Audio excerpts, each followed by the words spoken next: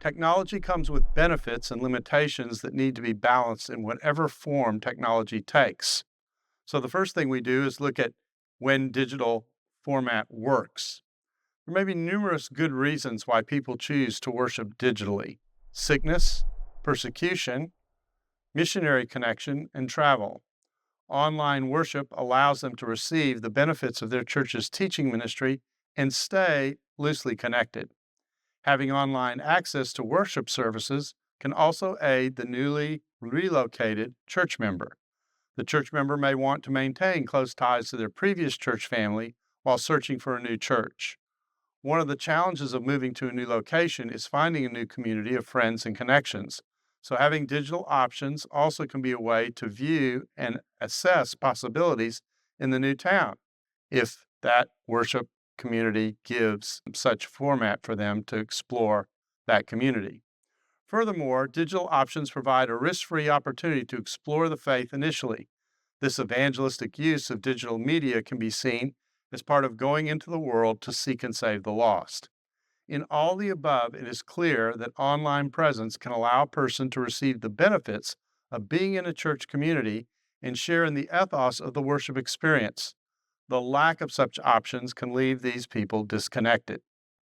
There are both advantages and limitations to digital offerings. Digital communication has two key properties: it conveys content and does it over distance. Online church, a form of experience taking place in the church, namely the church's worship and teaching, is one way this can be conveyed. What it can lack is the relational, interactive elements that are part of a face to face connection.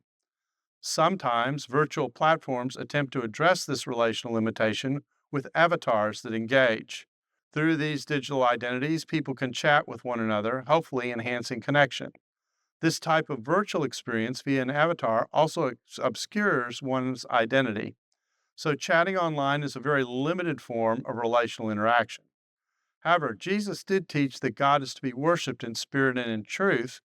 So, since online connects us both in spirit and with the truth, it can emerge as an acceptable way to worship God, though it may not be an ideal way to build community and share accountability.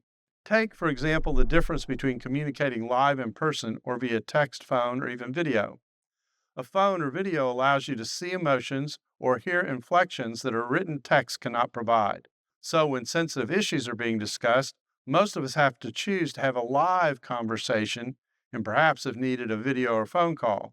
Contrast that with a text: no voice or inflection, and it can be a form of shield or wall against awkward and uncomfortable issues we don't want to experience more intensely.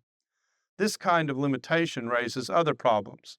Some choose to be online, first, to make our lives more convenient, second, to use our distance as a shield to not get too close to others, or third, to avoid contributing to the community. We may want to worship and be taught, but we are less inclined to engage with others in community. In these forms, the only goal in joining is to take one form of the church and not give it back, or to take from the church and not give it back. When this takes place, technology is not the problem, we are. In this situation, technology distances the individual, yet to blame technology for this is to miss what we bring to the equation. Technology serving such ends is not helpful to the church. We need to be discerning in understanding why and how we use technology as a community. The choice not to use it may cut off people who may need what it provides, and yet some may use it for less than ideal reasons. Being together digitally is both an opportunity to serve those who are not able to be physically present, while also a danger if its limitations are not recognized.